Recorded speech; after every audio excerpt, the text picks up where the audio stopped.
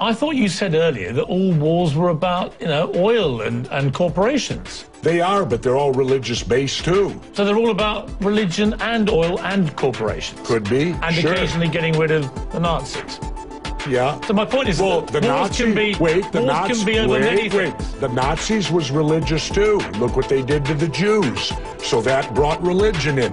Vietnam was religious because Diem, our puppet president, and our country brought 100 Christian Vietnamese down to the south to be the government. Well, the southern Vietnamese didn't like these religious characters from up north, so they then became the Viet Cong.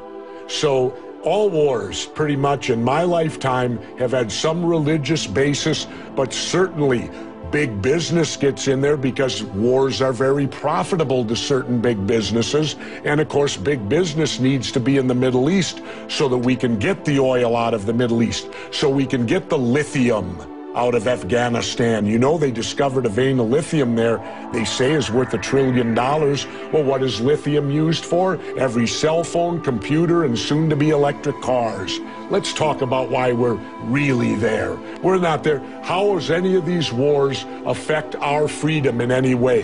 The United States is not in any threat. They're not going to do a Normandy invasion on us, Al-Qaeda in Virginia. Yeah, but hang on, you're being slightly naive, aren't you? Because I'm not being naive, sir. I think you are being naive. No. Because I think that it's clear one of the main reasons that America went into Afghanistan was to try and get Al-Qaeda dismantled, the organization which committed the 9/11 atrocity. Really? Well, you don't think so? Well, how come Al-Qaeda put the heroin business out? They took all the poppy growers and stopped the production of heroin. What would you have done? Wait, now how much of that illegal heroin was propping up the international banks with laundered money, and when it dried up, the first recession happened? Well, now that we're back in there, we aligned with the poppy growers, and the heroin business is back up full swing again. I thought we fight a war on drugs here. All right, Jesse, we're not. What would you have done on September the 12th, 2001? What would you have done if you'd been president? What would I have done? Yeah. I would have done a legitimate investigation to find out what exactly happened on 9/11. How did they know who did this so quickly like they did Lee Harvey Oswald?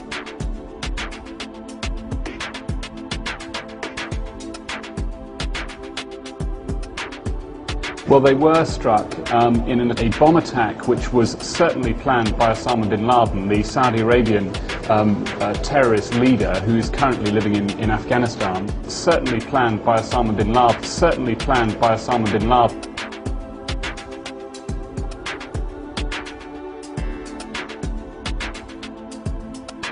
Ridiculous thing to say. Ridiculous. Okay, let's talk about your BBC. I have a tape of a BBC reporter broadcasting directly back to England talking about a third building has collapsed. World Trade Center Building 7 talks for 7 minutes. All the while she's talking, World Trade Center Building 7 is still standing right behind her. It didn't fall for another half hour, yet they were doing a pre-broadcast back to England that, yes, it's true, you need to that this building fell and it hadn't fallen yet. Well, only really what you already know. Details are very, very sketchy. There's almost a sense downtown in New York behind me, down by the World Trade Centers, of just an area completely closed off as the rescue workers try to do their job. But this isn't the first building that has suffered as a result. We know that part of the Marriott Hotel next to the World Trade Center also collapsed as a result of this huge amount of falling debris from 110 floors of the two twin towers of the World Trade Center. As you can see behind me, the Trade Center appears to be still burning. We see these huge clouds of smoke and ash.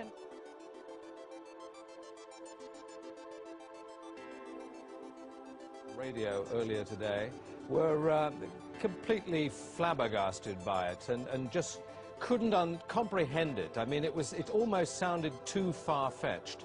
I was wondering what it's felt like for you being in Manhattan. Well, unfortunately, I think we've lost the line with...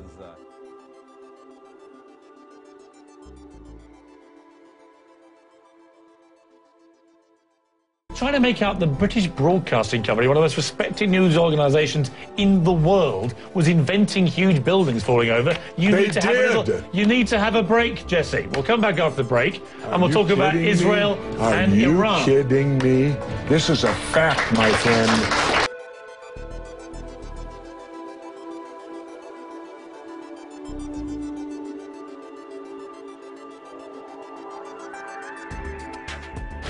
Back to Jesse Ventura live, along with our studio audience. We left a fairly heated debate about various theories that you have about 9/11 and so on. Let's move on to... Oh, and the government only has a theory.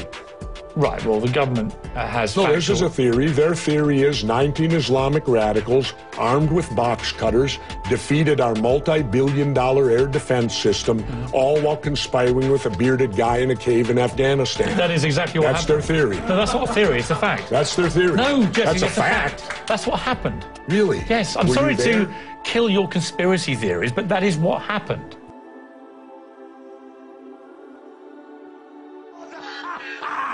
No, Jesse, that's a fact. That's what happened. Really? Yes, I'm sorry to kill your conspiracy theories, but that is what happened. No, Jesse, that's a fact. That's what happened. Really? Yes, I'm sorry to kill your conspiracy theories, but that is what happened. No, Jesse, that's a fact. That's what happened. Really? Yes, I'm sorry to kill your conspiracy theories, but that is what happened.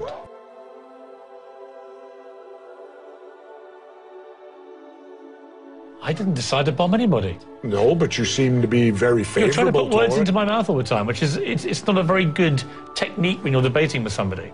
Just stick to facts. How many political offices have you held?